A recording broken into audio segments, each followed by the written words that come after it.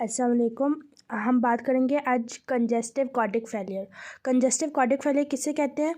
जब हार्ट जो blood supply है वो जहाँ बॉडी की जितनी नीड्स है उसको पूरा ना कर सके, वो उतना पम्प ना कर सके जितना हमें नीड है, ब्लड हमें उतना ना मिल सके।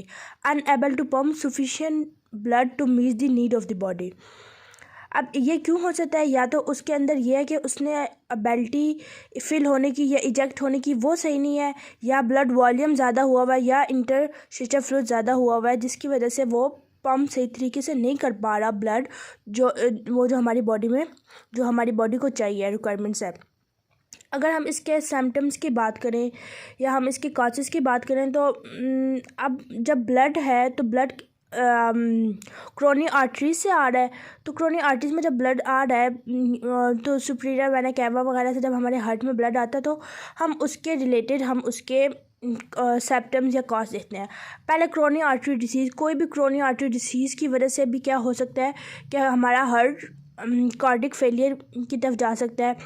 डायलेटेड कार्डियोमायोपैथी, डायलेटेड मतलब जो हमारी जो वेंट्रिकल्स या है वो क्या हुई है, वो डायलेट हुई हुई है, उसके जो वेंट्रिकल्स है वो ज़्यादा डायलेट हुआ हुआ है।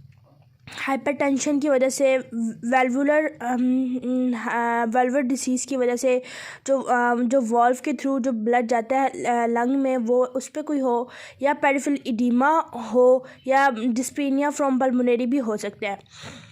इसके अलावा कंजेनल हार्ट डिसीज़ या आर्टेरियोस्क्लेरोसिस कि हमारी जो आर्ट्रियोल्स है उसके अंदर कोई क्लोटिंग हुई हुई है या कोई हाइपरलिपिडीमिया का इफेक्ट है, जिसकी वजह से जो ब्लड है वो सही तरह पंप नहीं हो पा रहा। इसके अलावा अगर हम मेन बात करें तो दो तरह की होती है, लेफ़्ट हार्ट फेलियर या राइट हार्ट फेलियर। अब हमें पता है कि जब राइट हार्ट फेलियर होगी तो उससे क्या डिसीज़ हो जाती है। जब हम राइट साइड पे बात करते हैं तो राइट साइड पहले एट्रिया से वेंट्रिकल में ब्लड जाता है, फिर वेंट्रिकल से पल्मोनरी वॉल में जाता है। तो अगर हम कहेंगे कि राइट साइड हार्ट फेलियर हुआ हुआ तो इसका मतलब है कि वो ब्लड जो लंग में जाना है वो पूरा नहीं जा पा रहा। तो वो पूरा नहीं जा रहा तो उसकी वजह से क्या हो सकता है, डिस्पीनिया हो सकता है, फ्रॉम पल्मोनरी में डिस्पीनिया हो सकता है। अगर हम बात करें लेफ़्ट साइड पे, तो लेफ़्ट साइड पे क्या, अगर वो पूरी बॉडी को जाएगा, एओर्टिक वाल्व के थ्रू पूरी बॉडी में जाएगा तो वो हम क्या कर सकते हैं, उसकी वजह से पेरिफेरल इडीमा हो सकता है। अगर हम बात करें इसके फिजियोलॉजी के लिए, हमें पता है superior vena cava, inferior vena cava से ब्लड इंटर होता है राइट एट्रियम में, डीऑक्सीजेनेटेड ब्लड, फिर वो जब वेंट्रिकल्स में आता है तो वेंट्रिकल से वो पल्मोनरी में आर्टरी में जाता है, पल्मोनरी आर्टरी से पल्मोनरी वीन के थ्रू एट्रिया में जाता है, फिर वेंट्रिकल्स में, फिर वहाँ से एओर्टा में चला जाता है। अगर हम इसकी एक्शन पोटेंशियल की बात करें तो जैसे और मसल्स की पोटेंशियल होती है जो उसको मूवमेंट के लिए उसको जो एनर्जी चाहिए होती है, इस तरह कार्डिक मसल्स को भी वो एनर्जी चाहिए होती है। अब वो एनर्जी उसे जब नर्व्स के थ्रू या कोई इम्पल्स के थ्रू, जनरेशन के थ्रू, उसे इलेक्ट्रिक इम्पल्स के थ्रू वो जनरेशन मिलती है, तो वो क्या होती है, लॉन्ग एक्शन पोटेंशियल होती है। अब कार्डिक जो मसल्स होते हैं वो क्या होता है, वो इलेक्ट्रिकली एक्साइटेबल होते हैं, वो इंट्रिंसिक रिथम जनरेटेड होते हैं, उनके अंदर एस और एवी साइनो एट्रियल नोड होता है जो कि नियर राइट एट्रियम के पास होता है, सुपीरियर वेना कैवा के पास, और एट्रियो वेंट्रिकुलर नोड होता है जो कि ये जो वॉल्व है इसके एट्रिया के अंदर यहाँ पे प्रेजेंट होता है। तो ये ना ब्रांचेस होती है, बंडल ऑफ हिस्स होती है, परकंजी फाइबर्स होती है जिसके थ्रू एक्शन पोटेंशियल जनरेट हो रही होती है। तो ये जो एस और ए वी नोड है इसे हम जनरल पेस मेकर कहते हैं। पेस मेकर वो थ्रेशोल्ड प्रोवाइड करता है ताकि maximum energy, threshold mean maximum energy provide करता है, जिसकी वजह से वो क्या करता है, कंट्रैक्शन करता है। अब हम इसकी बात करें इसकी फेस की, तो इसके अंदर 5 फेस आ सकते हैं। अगर हम फेस को यहाँ से देखें तो क्या हो रहा होता है कि पहले अब जब हमारे हार्ट जो हमारी पूरी बॉडी में थ्रू आउट काम कर रहा होता है तो उसके लिए हमें क्या होता है कि पहले जब हमारी बॉडी को सबसे पहले मतलब जब हार्ट काम करने लगता है तो हमारे जो हार्ट की जो सेल मेम्ब्रेन होती है उसके अंदर जो स्मूथ मसल की जो लेयर है उसके अंदर क्या होते हैं, ये चैनल्स मौजूद होते हैं। अब उसमें क्या होता है, सबसे पहले क्या होता है, सोडियम जो चैनल्स हैं वो ओपन होते हैं। जब सोडियम चैनल्स ओपन होते हैं, जब सोडियम गेट ओपन होता है तो उसकी वजह से जो सोडियम आइंस हैं वो इनसाइड द सेल्स आते हैं, इनसाइड पॉजिटिव चार्ज बढ़ जाते हैं, जिसे हम डीपोलराइजेशन कहते हैं। तो वो एकदम से डीपोलराइजेशन होती है, एकदम से इतने ज़्यादा आ जाते हैं। तो डीपोलराइजेशन होने की वजह से एकदम से जो उसे एनर्जी है वो मिल जाती है, वो डीपोलराइज हो जाता है, तो वो एक फेज तक चला जाता है। अब वो जब सोडियम चैनल ओपन चले जाते हैं, फिर उसके बाद क्या होता है, सोडियम चैनल बंद हो जाते हैं, और जो है पोटेशियम जो चैनल है वो ओपन और क्लोज, एकदम से ओपन और क्लोज हो रहे होते हैं। जब वो ओपन और क्लोज हो रहे होते हैं तो उसमें इनिशियल रीपोलराइजेशन होती है। पॉजिटिव जो चैनल है वो क्या जा रहे हैं, वो आउटसाइड द सेल जा रहे होते हैं, तो उसकी वजह से क्या होता है, रीपोलराइजेशन होती है। इसके बाद अगर हम बात करें प्लेटो फेज, इसके बाद जो थर्ड फेज आती है जिसे हम 2 फेज कहते हैं, वो प्लेटो फेज। अब प्लेटो फेज का क्या मुराद कि इसमें बैलेंस आ जाता है, ना रीपोलराइजेशन हो रही थी, ना हाइपरपोलराइजेशन हो रही थी, ना डीपोलराइजेशन हो रही थी। इसमें क्या है, कैल्शियम गेट भी ओपन होता है और पोटेशियम गेट भी होता है। पोटेशियम आउटसाइड जा रहा होता है और जो कैल्शियम है वो इनसाइड आ रहा होता है। तो ये क्या होता है, इसकी पोटेशियम दोनों गेट ओपन होता है, इस वजह से यहाँ पे प्लेटो फेज। उसके बाद जब 3 फेज आ जाता है जिसे हम कहते हैं रैपिड पोलराइजेशन, एकदम से क्या हो जाता है, कैल्शियम गेट जो चैनल्स हैं वो इनएक्टिवेट हो जाते हैं, सिर्फ पोटेशियम ओपन होते हैं, जिसकी वजह से रैपिड रीपोलराइजेशन होती है, पॉजिटिव चार्ज बाहर मूव करने लग जाते हैं, जिसकी वजह से क्या हो जाता है, रैपिड पोलराइजेशन हो जाती है। उसके बाद डीपोलराइजेशन 4 फेज, दोबारा सोडियम चैनल ओपन होता है और नेक्स्ट साइकिल के लिए उसे थ्रेशोल्ड देता है ताकि वो दोबारा एक्शन पोटेंशियल जनरेट कर सके। अब इसमें ये बातें बताई हुई हैं। इसके बाद अगर हम बात करें फोर्स ऑफ कंट्रैक्शन की, अब फोर्स ऑफ कंट्रैक्शन में क्या हो रहा है कि वो फोर्स जो उससे मिली है कंट्रैक्शन करने के लिए। अब जो फोर्स जो अगर हम अपना मसल्स का हमने वो मॉडल भी पढ़ा था, तो उसमें भी क्या हो रहा था कि कैल्शियम इन्वॉल्व हो रहा था मसल की कंट्रैक्शन में। टायरोसिन फिलामेंट्स थे और वो आपस में जब बाइंड करते थे एटीपी के थ्रू, कैल्शियम भी बाइंड करता था, ट्रोपोनिन होता था, तो उसकी तरह वो स्लाइड मूवमेंट होती थी, कंट्रैक्शन होती थी।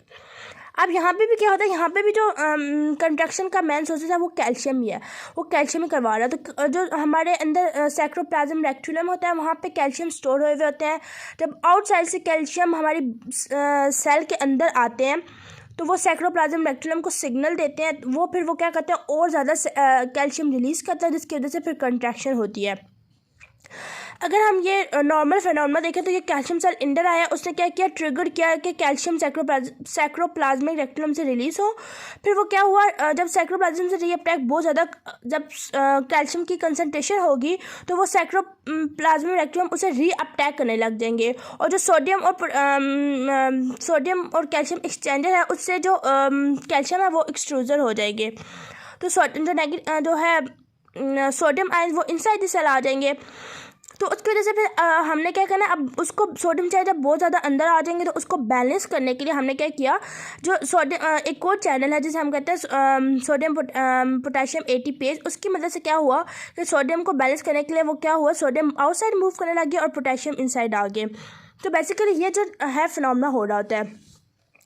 अब जो फैक्टर अफेक्टिंग कंडक्शन पे कौन कौन से अफेक्ट कर सकते हैं, अब जो होता है, एक तो हम बाहर से देख के कोई फैक्टर हम इन्वॉल्व कर देते हैं और एक होता है जो इनसाइड बॉडी खुद कर होती है। अब जो इंट्रिंसिक फैक्टर है उनमें क्या हो जाता है कि इंट्रासेलुलर कैल्शियम की कंसनट्रेशन ज़्यादा हो जाती है, जिसकी वजह से एटीपी भी उसे चाहिए होती है, ग्लूकोज, ऑक्सीजन, पीएच भी चाहिए होता है। तो ये हमारी बॉडी के इनसाइड के फिनोमेना जो ये कर रहे होते हैं। अगर हम एक्सटेंसिव की बात करें तो हमारे क्या है, आर्टियोल्स आ जाते हैं और वीन्स आ जाते हैं, कि वो आर्टियोल और वेन कौन सी स्टेट में है, ब्लड वेसल और विस्कोसिटी जो एक्सटेंसिव फैक्टर में आ जाते हैं। अगर हम इसका कंपनसेटरी रिस्पॉन्स देखें कि कंपनसेटरी इसका क्या रिस्पॉन्स होता है, तो अगर हम एक्सटेंसिव की बात करें तो एक्सटेंसिव में क्या हो रहा है, हम क्या करवा सकते हैं कि सिम्पैथम, अगर हमें चाहिए कि ज़्यादा कंट्रैक्शन हो, हमारा जो हार्ट है वो सही तरह पंप नहीं कर पा रहा, तो हमें चाहिए कि उसकी कंट्रैक्शन ज़्यादा हो, तो उसके लिए हम सिम्पैथोमाइमेटिक ये जो रॉ सिस्टम है वो एक्टिवेशन हो जाता है। तो ये दोनों एक्सटेंसिव फैक्टर आ जाते हैं, न्यूरोह्यूमरल फैक्टर है। इंटैक्सिक में क्या है कि वो अपना मसल मायोकार्डियल, उसमें हाइपरट्रॉफी, उसके मसल में थोड़ी सी चेंज आ जाए, वो अपनी शेप चेंज कर ले, अपने आप को इस तरह कर ले कि वो अपना उसके अंदर चेंजिंग आ जाए, जिसकी वजह से वो कैल्शियम की कंसनट्रेशन ज़्यादा ले ले, तो वो अच्छे से आप पंप कर सके। अगर हम पैथोफिजियोलॉजी की बात करें, अगर हम ये हम इधर से करते हैं, ये कंजेस्टिव कार्डिक फेलियर। अब कंजेस्टिव कार्डिक फेलियर में क्या होता है, हार्ट फेल हो रहा होता है। अब हार्ट फेल होने से क्या हमारा कार्डिक आउटपुट, ब्लड जो हमारी नीड है वो नहीं मिल रही होती। जब वो नहीं मिल रही होती तो जो है ब्लड प्रेशर है वो भी कम हो रहा होता है, प्लाज्मा वॉल्यूम भी कम होता है, ब्लड प्रेशर भी कम होता है। जब ब्लड प्रेशर कम होता है तो बैरोरिसेप्टर उसे डिटेक्ट करते हैं। जब बैरोरिसेप्टर डिटेक्ट करेंगे तो वो क्या करेंगे, नोरएपिनेफ्रिन रिलीज करेंगे। नोरएपिनेफ्रिन वो बीटा 1 पे जाकर एक्ट करेंगे जो कि कार्डिक मसल पे प्रेजेंट है। तो उससे हार्ट रेट, कंडक्टिविटी इंक्रीज हो जाएगी और कार्डिक आउटपुट भी इंक्रीज हो जाता है। तो हमारे पास क्या हो जाता है, हमें चाहिए था कि कार्डिक आउटपुट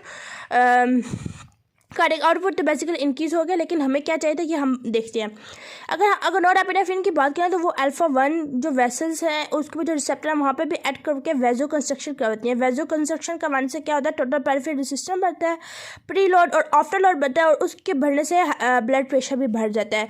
अगर बीटा रिसेप्टर की बात करें तो नोरएपिनेफ्रिन किडनी के अंदर बीटा रिसेप्टर को जाके एक्टिवेट करके रेनिन की रिलीज करवाता है। रेनिन रिलीज से एंजियोटेंसिन 1, फिर एंजियोटेंसिन 2, फिर एंजियोटेंसिन 2 वेजो कंस्ट्रक्शन करवा रहा है और एल्डोस्टेरोन भी स्टिमुलेट करवा रहा है। तो वेजो कंस्ट्रक्शन से वो वीनस रिटर्न ज़्यादा हो रहा है, प्री लोड ज़्यादा हो रहा है, तो ये कार्डिक आउटपुट को बढ़ा रहा है। इसके अलावा ये जो एल्डोस्टेरोन है, aldosterone sodium water condition blood volume बढ़ रहा है, कार्डिक आउटपुट बढ़ रहा है। अब जो हमारे इसमें क्या है, अब इसमें कंजेस्टिव कार्डिक फेलियर में बेसिकली क्या हुआ होता है, हमारे जो मसल्स हैं हार्ट के या जो हमारे जो इसका मायोकार्डियल सिस्टम है वो सही तरह पंप नहीं कर पा रहा होता, उसमें कोई ना कोई प्रॉब्लम होती है, या क्रोनिक आर्टरी में या जो ब्लड के अंदर जो आर्टरी आ रही है, जो वीन्स जा रही है, इनमें कोई ना कोई प्रॉब्लम आया होता है। तो हमने बेसिकली कार्डिक आउटपुट नहीं बढ़ाना होता, हमने उसकी जो मसल्स या उसके अंदर जो मायोकार्डियल है उसको क्या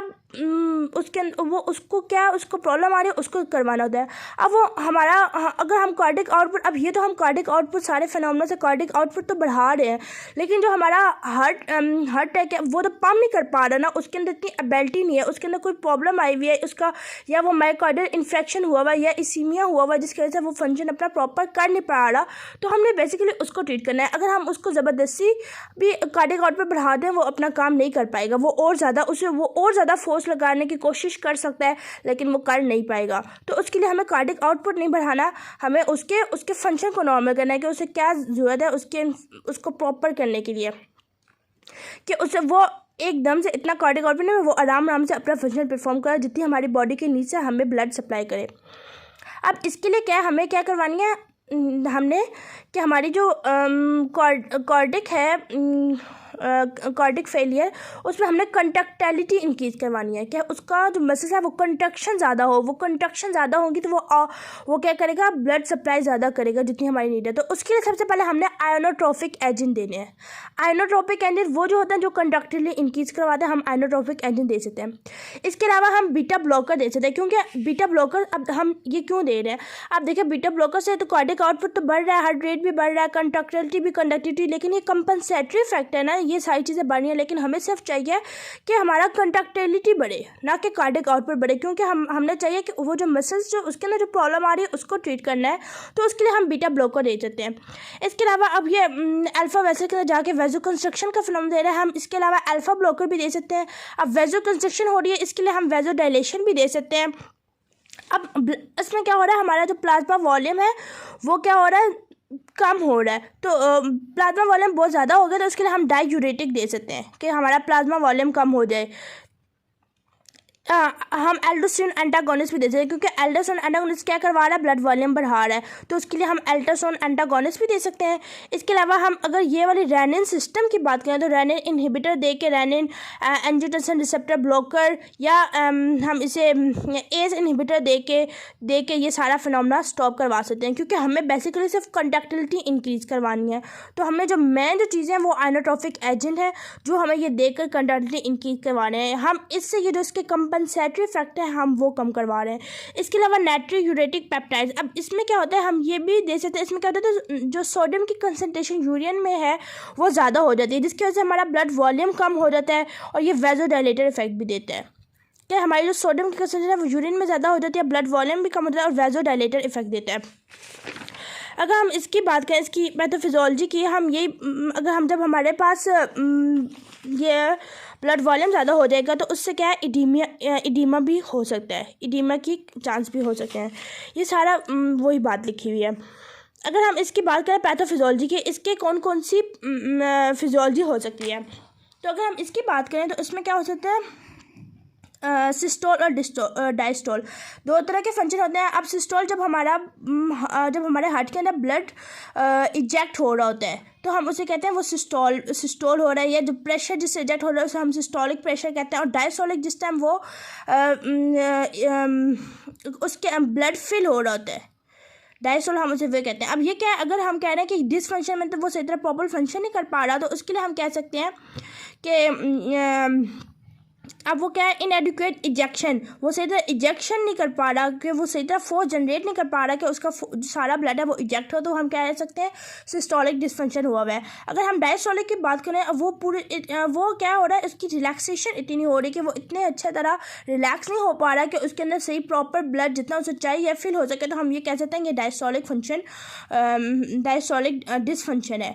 ये पैथोफिजियोलॉजी, इसमें या तो वेंट्रिकुलर डिसफंक्शन हो सकता है या बोथ हो सकते हैं, दोनों वेंट्रिकुलर सिस्टोलिक और डायस्टोलिक दोनों केस हो सकते हैं। अगर हम ये बात करें सिस्टोलिक डिसफंक्शन की, तो सिस्टोलिक डिसफंक्शन में क्या होता है, एक एक्यूट फेलियर होता है जिसमें कार्डिक आउटपुट और इजेक्शन फ्रैक्शन, हम कहते हैं कि एबनॉर्मल जो इजेक्शन है वो एबनॉर्मल हो रही होती है और ये आइनोट्रोपिक एजेंट की तरफ इनिशियली रिस्पॉन्ड कर देते हैं। लेकिन जो डायस्टोलिक होता है उसमें क्या होता है कि उसमें हाइपरट्रोफी जो उसका जो होता है कार्डिक मसल, वो हाइपर उसकी जो स्ट्रक्चर है उसका जो मसल है उसमें ही चेंज आ जाती है, स्टिफनेस हो जाती है, कार्डिक आउटपुट कम होता है, लेकिन इजेक्शन नॉर्मल होती है। क्योंकि हमने कहा था डायस्टोलिक क्या फिलिंग है, इसलिए इजेक्शन नॉर्मल होती है और ये आइनोट्रोपिक की तरफ कोई रिस्पॉन्ड नहीं देते। अगर हम फैक्टर इफेक्टिंग की बात करें तो कौन कौन से फैक्टर इफेक्ट करते हैं, उससे पहले हमें ये पता होना चाहिए प्री लोड और आफ्टर लोड किसे कहते हैं। प्री लोड मतलब लोड होने से पहले। अब जब हमारे आर्टरिया के अंदर या वेंट्रिकल्स के अंदर जब ब्लड फिल हो रहा होता है तो वो फिल होकर जितना प्रेशर एग्जर्ट करता है, वो कितना प्रेशर एग्जर्ट कर रहा है या कितनी फोर्स एग्जर्ट कर रहा है, उसे हम कहते हैं प्री लोड। और आफ्टर लोड, जब वो लोड होने के बाद जब उसे इजेक्ट होना है, उसके लिए वो जो फोर्स उसके ऊपर लग रही होती है मसल्स के ऊपर, अगर वो वेंट्रिकल से इजेक्ट हो रहा है तो वेंट्रिकल में जो फोर्स लग रही है उसे इजेक्ट करवाने के लिए उसे हम कहते हैं आफ्टर लोड। अगर हम प्री लोड की बात करें तो उसमें हार्ट फेलियर में प्री लोड बहुत ज़्यादा हुआ होता है, ब्लड वॉल्यूम भी बहुत ज़्यादा हो जाता है, वीनस रिटर्न भी ज़्यादा हो जाता है। क्योंकि अब उसमें क्योंकि ये सारी चीज़ें क्यों ज़्यादा हुई होती है, क्योंकि जो कंट्रैक्टिलिटी इतनी अच्छी नहीं होती, तो इस वजह से जो ये सारी चीज़ें ज़्यादा हैं वो सही तरह उसको इजेक्ट नहीं कर पा रहा। अगर हम बात करें आफ्टर लोड की, उसमें भी क्या जो उसका सिस्टमिक वेस्कुलर है वो ज़्यादा हुआ होता है, रेसिस्टेंट होता है हार्ट फेलियर के साथ, सिम्पैथिक एक्टिविटी, एंडोथेलियन, एंजियोटेंसिन 2, सॉल्ट और वाटर की डिटेंशन से उससे क्या हुआ होता है, वॉल्यूम ब्लड वॉल्यूम ज़्यादा होता है, सर्कुलेटिंग एड्रेनालिन होता है जिसकी वजह से वो क्या करवा रहा होता है, उसकी कंडक्टिविटी इनकी मतलब ये एड्रेनालिन सिम्पैथिक मैग्नेटिक एंजिन है ना, तो ये क्या करवा रहा है, हार्ट रेट, कंडक्टली, ये सब कुछ करवा रहा है, तो ये इसके कंपनसेटरी इफेक्ट आ जाते हैं। अगर हम कंडक्टिलिटी की बात करें तो उसमें क्या होता है, जो आउटपुट फेलियर के अंदर मतलब कंडक्टिलिटी कम होती है, वो सही तरह परफॉर्मेंस नहीं कर पा रहा होता, लेकिन आइनोट्रोपिक एजेंट देकर हम इससे क्या करवा सकते हैं, रिस्पॉन्ड करवा सकते हैं। हार्ट रेट भी क्या होता है, कंपनसेशन इंक्रीज हुआ होता है, लिहाजा हमें चाहिए कि हम ऐसा मैकेनिज्म अप्लाई करें जिससे सिर्फ कंडक्टिलिटी बढ़ी हो, हार्ट रेट ना बढ़ रहा हो, ना ही कार्डिक आउटपुट बढ़ रहा हो। अगर हम थेरेप्यूटिक गोल क्या है, हम कार्डिक आउटपुट भी ज़्यादा होना चाहिए, ऑक्सीजन सप्लाई भी ज़्यादा होनी चाहिए। हम ऐसा करें कि जो कार्डिक आउटपुट भी ज़्यादा हो, ऑक्सीजन सप्लाई, प्री लोड और आफ्टर लोड कम हो, कार्डिक कंडक्टिविटी ज़्यादा और हार्ट रेट कम हो, कार्डिक कंडक्टिविटी ज़्यादा हो, हार्ट रेट कम हो। अब हमने इसके अंदर हमने पढ़ी थी आइनोट्रोपिक एजेंट। अब आइनोट्रोपिक एजेंट में 3 आ जाते हैं क्लासिफिकेशन में। एक होता था कार्डिक ग्लाइकोसाइड। अब कार्डिक ग्लाइकोसाइड में हम कहते हैं डिजिटेलिस से बात करें, इसमें 2 तरह की ड्रग्स आ जाती हैं, डाइजॉक्सिन और डिजिटॉक्सिन। डाइजॉक्सिन जो है वो किडनी से यूरिन के थ्रू एक्सक्रीट होती है और जो डिजिटॉक्सिन है वो लिवर के थ्रू फीसिस से एक्सक्रीट आउट होती है। ये विलियम वेथरिंग ने प्रॉपर फोर्स क्लैप प्लान से 1835 में जिल्टस परपुरिया से ये इसने इन्वेंट की थी, डिस्कवर की थी, लेकिन इसका नैरो थेरेप्यूटिक इंडेक्स है क्योंकि इसकी कंसंट्रेशन बहुत कम होती है, जो कि 1.1 नैनोग्राम से 0.9 नैनोग्राम तक होती है। अगर इससे ज़्यादा भी हो जाए और कम भी हो जाए तो ये टॉक्सिसिटी बहुत ज़्यादा टॉक्सिसिटी काज करवा सकती है। इस वजह से ये नैरो थेरेप्यूटिक इंडेक्स है, इसे बहुत एमरजेंसी सिचुएशन में यूज़ किया जाता है। अगर हम मैकेनिज्म और एक्शन की बात करें तो इसका क्या मैकेनिज्म ऑफ एक्शन है कि हमने डिजिटॉक्सिन दी, तो डिजिटॉक्सिन क्या करवा रही है, इनहिबिट करवा रही है सोडियम और पोटेशियम एटीपीएस को। अब वो जब सोडियम और पोटेशियम ये जो है था सोडियम पोटेशियम एटीपीएस इसको इनहिबिट करवा देगी। तो ये क्यों हो रहा था, ये इसलिए हो रहा था कि सोडियम की कंसनट्रेशन इनसे ज़्यादा हो रही थी। तो जब ये ब्लॉक हो जाएगा तो ये अब सोडियम की कंसनट्रेशन ज़्यादा हो जाए तो ये तो एक पैथो की तरफ चला जाएगा। तो इसलिए क्या, जब ये सोडियम यहाँ से बाहर नहीं जा सकेगा तो यहाँ से ये भी अपना रिस्पॉन्ड देना, अपना फंक्शन करना कम कर देगा, जिसकी वजह से कैल्शियम की कंसनट्रेशन सेल के इनसाइड कार्डिक मसल के अंदर ही रहेगी, जिसकी वजह से वो कंडक्टाइल करता रहेगा, उसकी कंडक्टिविटी इंक्रीज रहेगी। तो अब ये करवा रही है, इनहिबिट करवा रही है सोडियम पोटेशियम एटीपीएस को, जिसकी वजह से क्या हो रहा है, सोडियम की जो है इंटरसेलुलर कंसनट्रेशन ज़्यादा हो रही है। अब सोडियम की कंसनट्रेशन ज़्यादा होने की वजह से जो सोडियम और कैल्शियम एक्सचेंजर है वो अपना फंक्शन उसका कम हो गया। उसके कम होने से कैल्शियम साइटोप्लाज्म से भी ज़्यादा रिलीज हो रहा है और क्या हो रहा है, कैल्शियम इंटरसेलुलर भी ज़्यादा है। अब इस होने से क्या हो रहा है, कंडक्टिविटी बढ़ रही है। अगर हम इस ड्रग्स के फार्माकोकाइनेटिक इफेक्ट देखें तो इसमें क्या है, एब्जॉर्प्शन की हम बात करें तो इसकी एब्जॉर्प्शन बहुत अच्छी होती है, क्योंकि इसके अगर हम स्ट्रक्चर की बात करें तो इसके अंदर स्टेरॉइड होता है, इलेक्ट्रॉन OH शुगर ग्रुप होते हैं, हाइड्रोफिलिक और हाइड्रोफोबिक एंड्स होते हैं, जिसकी वजह से कि अच्छा एब्जॉर्ब हो जाता है। इससे पीएच भी कोई इफेक्ट नहीं करती, डिस्ट्रीब्यूशन ऑल जगह हो जाती है इसकी, हार्ट किडनी लिवर के अंदर मेटाबोलाइज 2/3 एक्सीडेड अनचेन में हो जाता है और हेपेटोसाइक्लेटिक सिस्टम में जाता है। इंज्यूम इंड्यूसर है कि प्लाज्मा कंसनट्रेशन जो डिजिटॉक्सिन में है वो कम होती है। तो अगर इंजाइम इंड्यूसर से मुराद के जब फर्स्ट पास मेटाबॉलिज्म होता है तो वहाँ पे डिफरेंट इंजाइम होते हैं जो कि कुछ ड्रग को इंड्यूस करवा रहे होते हैं और कुछ ड्रग को इनहिबिट करवा रहे होते हैं। तो इंजाइम इंड्यूसर ये इंजाइम इनहिबिटर होते हैं। तो ये इंजाइम इंड्यूसर है, तो वो क्या करवा रहा है कि उसकी मेटाबॉलिज्म फर्स्ट पास इफेक्ट को बढ़ा रहा है। उसके फर्स्ट पास इफेक्ट को बढ़ाने की वजह से हमारे अंदर जो कंसनट्रेशन है वो कम हो जाएगी। तो उसके लिए हमें जो डोज है वो मैनेज करनी पड़ती है। अगर हम इसकी बात करें डोज हम कितनी लेते हैं, तो हमने कहा है कि ये बहुत नैरो थेराप्यूटिक जैसे, तो ये बहुत मिनिमम अमाउंट में लेते हैं। 0.05 mg हम ओरल और इंजेक्टेबल 0.1 0.25 और टैबलेट में इतनी लेते हैं।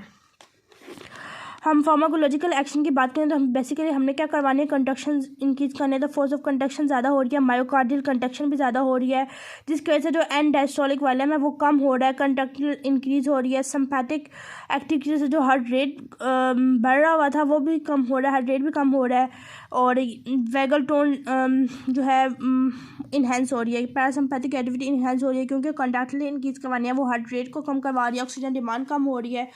अच्छा, नेट कार्डिक इफेक्ट क्या आ रहे हैं, कंडक्शन वेलोसिटी, रिफ्रैक्टिव पीरियड और ऑटोमेटिसिटी और हार्ट रेट कम हो रहा है। ऑटोमेटिसिटी भी एक कंडक्टिविटी को ही कहते हैं, इसमें क्या हो रही है वो इंक्रीज़ हो रही है, और ये SAAV नोड इंक्रीज़ हो रही है, एट्रिया और वेंट्रिकुलर में कम हो रही है, और कंडक्शन वेलोसिटी क्या हो रही है, टिश्यू में जो है वो डिक्रीज़ हो रही है, और एट्रिया वेंट्रिकुलर में कंडक्शन वेलोसिटी बढ़ रही है।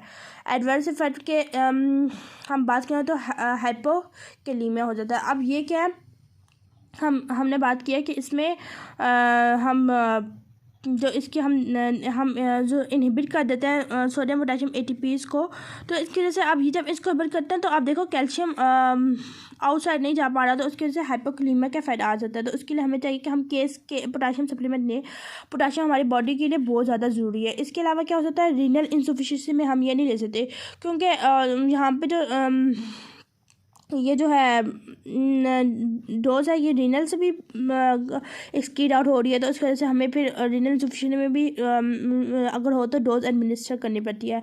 और ये वेंट्रिकुलर टैकीकार्डिया भी करवा सकती है कि वो इतनी ज़्यादा कंडक्शन इंक्रीज़ हो जाए कि वो उसके अंदर टैकीकार्डिया, हार्ट रेट, वेंट्रिकुलर बढ़ जाए। इसके एंटी अरेथमिक ड्रग, उसके लिए हम एंटी अरेथमिक ड्रग दे सकते हैं।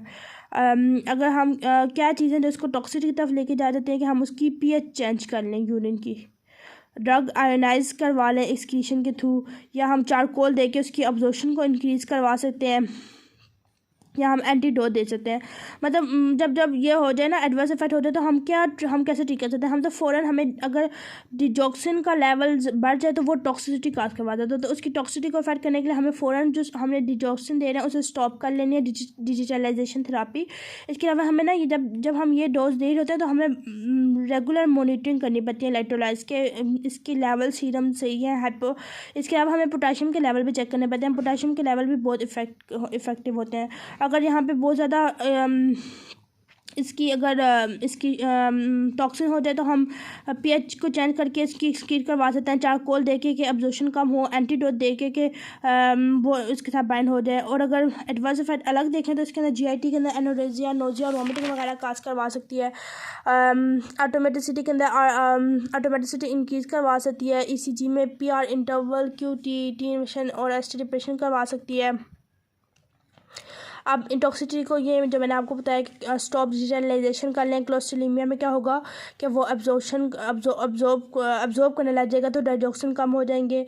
हाइपोक्लीमिया तो हम पोटेशियम सप्लीमेंट दे दें। ब्रैडीकार्डिया तो हम इसके अलावा स्मॉल डोज ऑफ एट्रोपिन दे दें।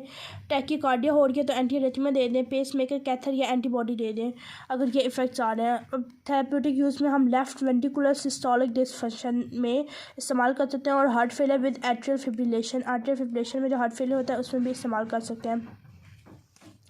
अगर हम इसके ये तो हम इसकी उसकी बात कर रहे थे फार्माकोलॉजिकल एक्शन की कि हम इसको इसमें यूज़ कर सकते हैं। अगर हम इसके एडवर्स इफेक्ट की बात करें तो ब्रैडीकार्डिया हो सकता है, एरिथमिया भी कम हो सकता है, एट्रियल एरिथमिया भी हो सकता है, visual disturbance, impaired colour perception, vagal सीटी, क्योंकि ये ना हर जगह जाकर डिस्ट्रीब्यूट हो रही थी। अब कुछ चीज़ें होती हैं जो हमारे जहन से निकल जाती हैं तो उनको हम ऐसे ही याद रख सकते हैं कि वो क्या करवा सकते हैं, कलर रिसेप्टर वैगल वो हर जगह जाकर इफ़ेक्ट करवा रही हैं। इसके अगर ड्रग इंडक्शन की बात करें तो ड्रग इंडक्शन में क्या हो रहा है, हाइपोकैलीमिया, हाइपरक्लेसीमिया भी हो सकता है कि या तो पोटेशियम के लेवल हमने क्या कम हो जाएंगे और बहुत ज़्यादा कैल्शियम के लेवल हो सकते हैं। इसके अलावा हम ये कह सकते हैं कि हम मतलब सारी जो कंसंट्रेशन है ना आइंस के रिलेटेड वो या कम या ज़्यादा हो जाती है। अब हाइपोमैग्नीसीमिया भी हो सकता है। इसके अलावा मतलब ये बताइए मैं ड्रग इंटरेक्शन के हम इनके साथ इनको नहीं ले सकते क्योंकि अब उसको जब हम डिजिटॉक्सिन दे रहे हैं तो वो क्या करवा रहा है, सोडियम और पोटेशियम एटीपीएस को ब्लॉक करवा रहा है। तो उसको ब्लॉक करवाने के सिलसिले में ये फिर और इनके लेवल्स एक्सचेंज हो जाते हैं जो कि साइड इफ़ेक्ट बहुत ज़्यादा प्रोड्यूस कर सकते हैं। क्विनोडाइन और नाजिड जो है उसमें भी नहीं दे सकते क्योंकि उसमें क्या हो रहा होता है, रीनल इसकी क्लियरेंस कम हो जाती है और वो फिर बहुत ज़्यादा प्लाज्मा प्रोटीन बाइंडिंग बना लेता है और प्लाज्मा कंसंट्रेशन ज़्यादा हो जाती है जो कि टॉक्सिक क्लास करता है। उस क्लोस्ट्रीलिमाइन में भी नहीं दे सकते क्योंकि वो अब्जॉर्प्शन क्या करवा रहा है, कम करवा रहा होता है उसकी डिजिटॉक्सिन की। और ड्रग डिसीज़ के हाइपोथायराइडिज्म में, मायोकार्डियल में, हाइपोक्सिया में और रीनल फेलियर में हम ये ड्रग नहीं दे सकते।